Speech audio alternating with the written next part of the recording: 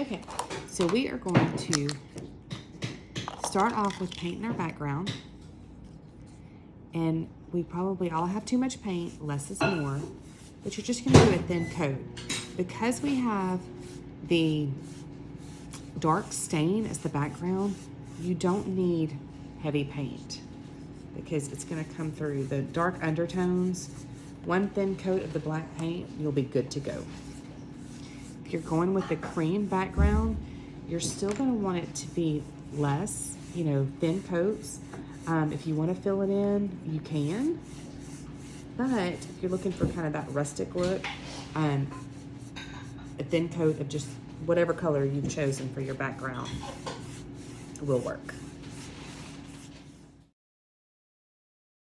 Okay, so I've gotten the background painted and I'm gonna let that dry for a little bit and then I'm gonna come through and start with my stencil. Okay, so now it's time to separate our stencil. And to do that, what I've given you is in 3 layers. It is white, it is blue, and it's clear, all right? The layers are white, blue, and clear. So we're gonna start off by removing the white from the blue. And the way we're gonna do that is we are going to slide it back, all right? We're just gonna slide back. We're gonna keep on going. You wanna make sure that all of the blue stays on the clear, all right? So you just keep on going. I normally recommend you kind of go low and at an angle, because if you go at an angle, it's gonna slide easier, but you just continue to push all the things down as you go, making sure that no blue is on your white. All right, so now that we've removed the white, we're gonna lay our stencil down, and we are going to put this down at the bottom, okay? And we're gonna straighten it up so that it's even down there. We're gonna slide it on up. Because remember, you have your bow that's gonna go at the top. And so you don't want all this moved up. You want it at the edge. I say about a finger's width in between here and the end. And you're gonna make sure that it's centered from side to side.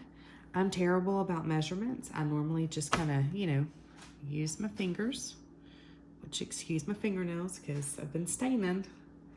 But you're gonna do that and then you're gonna press it down. Once you find your center, or once you have it balanced, you're gonna press it down really, really good. And then we're gonna slowly separate the clear from the blue. We're gonna make sure now that all of the blue stays on the board. None of it comes up with you. You're gonna do the exact same thing. You're gonna slide it back, low and at an angle, making sure that you continue to push the other things down, the middle pieces down, so that all the blue is on the board. Okay, so now we have our stencil down, and I'm gonna do the red Christmas countdown and the white numbers, and then the red number 25. So the way I'm gonna do that is I'm gonna use just a little dauber. I'm gonna get just a little bit of paint, and I always recommend that you kind of tap it on your board. Excuse my dog. So that it kind of evenly distributes everything. Plus it also takes off some excess. But then you're just gonna tap, tap, tap. We do not go up and down. All we do is go up and down. We do not go side to side. Never swipe, just tap. But I'm gonna do all of this. When I'm done with my stencil, so like I said, I'm gonna do my red, come down here and do my red, and then I'm gonna do all my white. But once I'm done, I'm going to pull up my stencil. I'm not going to let it dry on the board. The longer it stays on the board, it can mess things up. So you stencil it, then you pull it up, and you let the insides dry a little bit longer. And that's just because as we pop those up, we tend to sometimes have them flip back on the board, and we don't want to do that. But what you're gonna do, and I'll show you to pick them up, but like I said, you're gonna tap, tap, tap all of this, and then you're gonna go and you're going to pull the sheet up leaving the middles. What I mean by the middles is like, you know, the middle of the 8 and middle of the 9, the part that's not attached to the larger piece.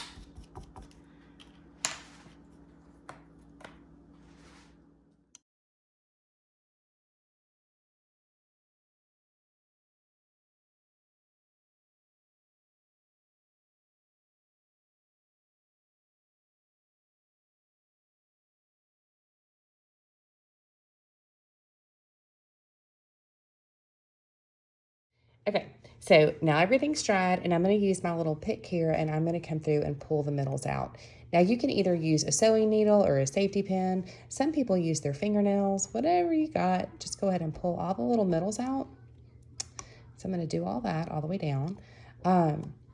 Then I wanted to talk real quick about your bow and your wreath. So for my bow, I'm probably going to hot glue it down. I don't have a glue gun right here right now, but that's probably what I'm going to do. And for the wreath, in your box you have, in your bag you have this little tab, and you can pull, you could probably put your bow on it with this as well. But if you're going to take part of this, it's kind of like a little putty, kind of ball it up. You're going to put it just right back here on the back, and it'll move with your wreath every day. So you have enough putty in here to do, you know, it stays pretty well. I think I put one little thing on mine, and I was able to use it for the entire, you know, every day you can move it.